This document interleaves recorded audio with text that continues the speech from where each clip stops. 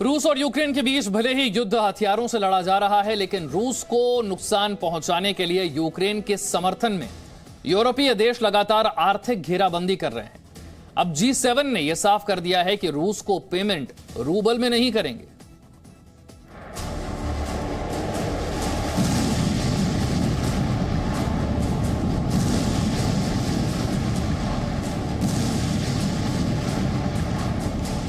युद्ध में हथियारों के बाद अब शुरू होगा करेंसी वॉर। अब अपनी करेंसी रूबल पर रूस का आर पार। G7 के खिलाफ क्या पुतिन लेंगे कोई बड़ा एक्शन? जी हां, युद्ध में एक लड़ाई तो हथियारों से लड़ी जा रही है, तो दूसरी लड़ाई इकोनॉमी के मोर्चे पर भी हो रही है। यूक्रेन पर हमले की कीमत रूस और यूक्रेन दोनों भुगत रहे हैं। नुकसान दोनों देशों का हो रहा है और ये नुकसान केवल जान का नहीं बल्कि हर मोर्चे पर हो रहा है।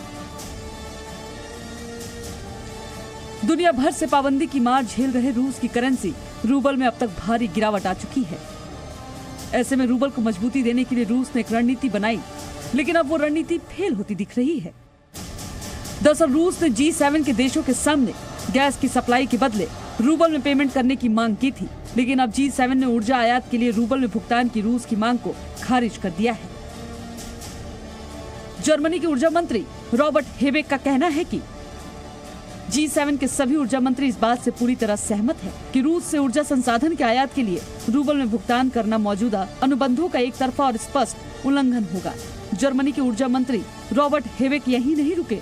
उन्होंने कहा कि रूबल में भुगतान करना मंजूर नहीं किया जाएगा। हम प्रभावित कंपनियों से रूस के राष्ट्रपति व्लादिमीर की मांग का पालन नहीं करने का आग्रह करेंगे।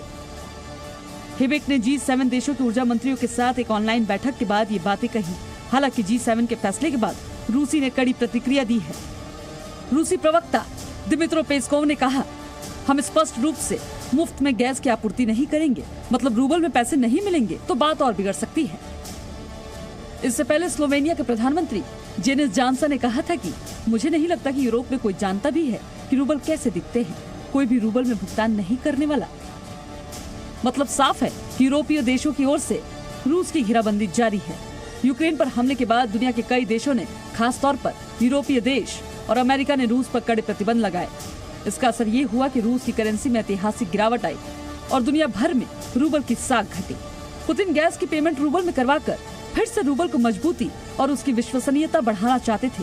हालांकि यहाँ ये समझने वाली बात है कि रूस से बड़े पैमाने पर यूरोपीय देशों का गैस और एनर्जी के दूसरे सोर्स की सप्लाई की जाती है, और अगर रूस ने ये बंद किया तो यूरोपीय देशों को भी मुश्किल हो सकती है। ब्यूरो रिपोर्ट, जी मीडिया।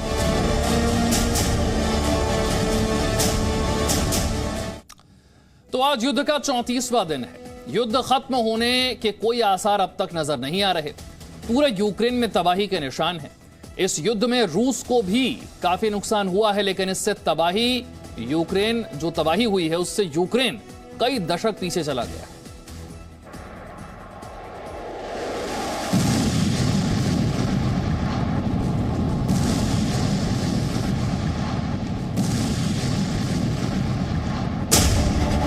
थमा नहीं वॉर, जारी है वार प्रहार। खंडहर बने शहर, इकोनॉमी हुई तबाह। यूक्रेन खस्ता हाल तो रूस भी बेहाल।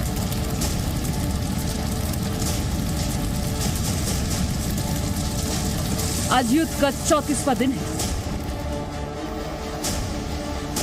रूस रुकने का नाम नहीं ले रहा है तो यूक्रेन भी झुकने को तैयार नहीं है।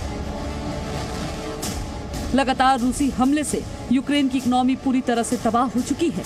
वहीं रूस को भी भारी नुकसान उठाना पड़ रहा है। एक और जहां रूस पर लगे प्रतिबंधों की वजह से रूस में सामानों की किल्लत होने लगी है, वहां की करेंसी रूबल में भारी गिरावट आ चुकी है। भारी संख्या में रूसी सैन्य साजो सामान को नुकसान पहुंचा है तो यूक्रेन की हालत और ज्यादा खराब हो चुकी है। भले ही यूरोपीय देश यूक्रेन की मदद कर रहे हैं, लेकिन उससे यूक्रेन को कोई फायदा नहीं होता दिख रहा है। यूक्रेन के इकोनॉमी मिनिस्टर के मुताबिक अब तक युद्ध में यूक्रेन को करीब $565 बिलियन का नुकसान हो चुका है, जिसमें से इंफ्रास्ट्रक्चर में ही यूक्रेन को $119 बिलियन का नुकसान हो चुका है, जबकि जीडीपी में भी उसे $112 बिलियन अमेरिकी डॉलर का नुकसान होने का अनुमान है। यानी कि रूसी हमले हर सेकेंड यूक्रेन को बर्बाद कर रहा है। हमलों की इन तस्वीरों और तबाही की ये निशान बता रहे हैं कि यूक्रेन को कितना ज्यादा नुकसान हुआ है। संयुक्त राष्ट्र की संस्था यूनाइटेड नेशंस डेवलपमेंट प्रोग्राम के मुताबिक हमले इसी तरीके से होते रहे तो यूक्रेन की अर्थव्यवस्था 2 दशक पीछे चली जाएगी। यूएनडीपी के मुताबिक तबाह हो चुकी अर्थव्यवस्था के कारण यूक्रेन के 90% लोग गरीबी का सामना कर सकते हैं। यूक्रेन में करीब 1 करोड़ लोगों को आने वाले दिनों में मदद पर निर्भर होना पड़ेगा, जबकि करीब 1.8 करोड़ लोग युद्ध से बुरी तरह प्रभावित होंगे और 70 लाख लोगों के पास अपना घर नहीं होगा।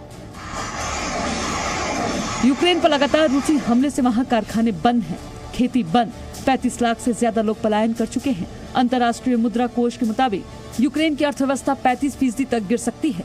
मरियुपोल में रूसी हमले कहर बरपा रहे हैं।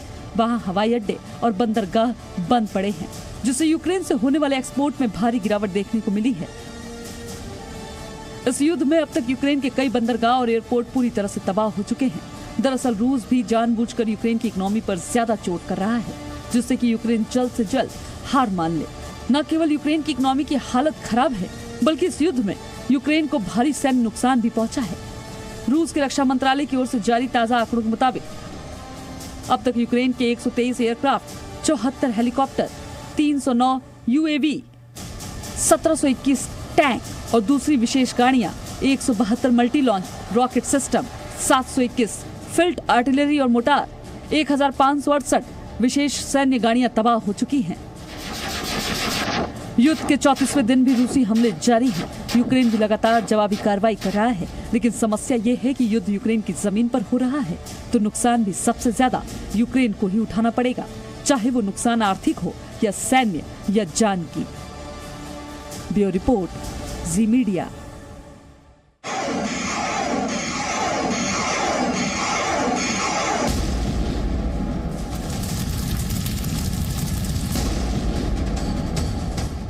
चौंतीसवें दिन युद्ध जारी, तबाही भारी। 200 हवाई हमले से खंड खंड खार्किव।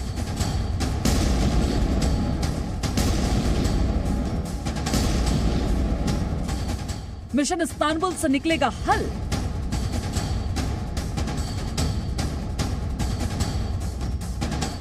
जंग के बीच जहर की साजिश।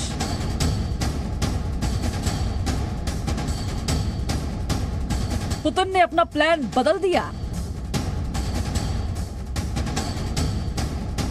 ज़ेलेंस्की को तीसरे विश्व युद्ध का डर।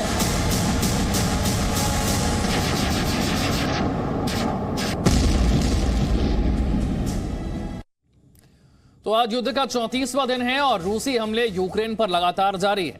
मारियुपोल और खार्किव में फिर से रूस ने अपने हमले तेज कर दिए।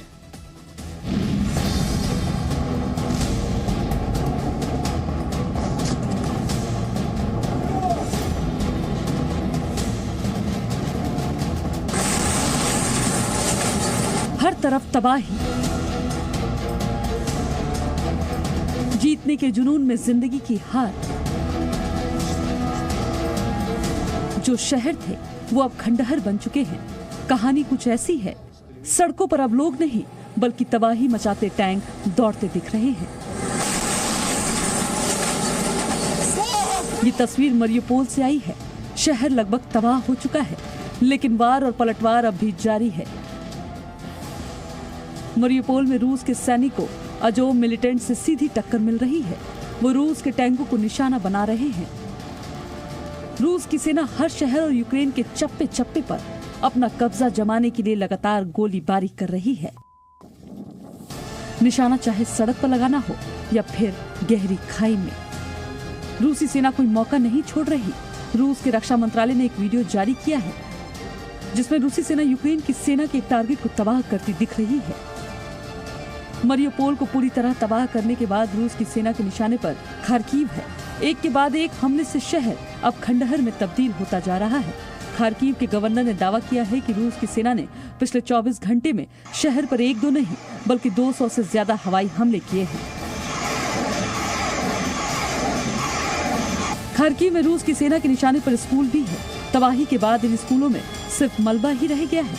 कुछ लोगों ने इस स्कूल में शरण ले रखी थी, लेकिन उन्हें क्या पता था कि यहाँ भी मिसाइल उनका पीछा नहीं छोड़ेगी। ऐसे ही एक स्कूल में मलबा साफ करने के लिए शिक्षक, छात्र और उनके माता पिता पहुंचे। यूक्रेन ने दावा किया है कि सिर्फ मरियुपोल में ही 5000 लोग मारे गए हैं। यूक्रेन के राष्ट्रपति वोलोडिमीर ज़ेलेंस्की लगातार मदद की गुहार लगा रहे हैं। साथ ही वो रूस पर प्रतिबंध बढ़ाने की बात भी कर रहे हैं ताकि उसके हमलों को थामा जा सके।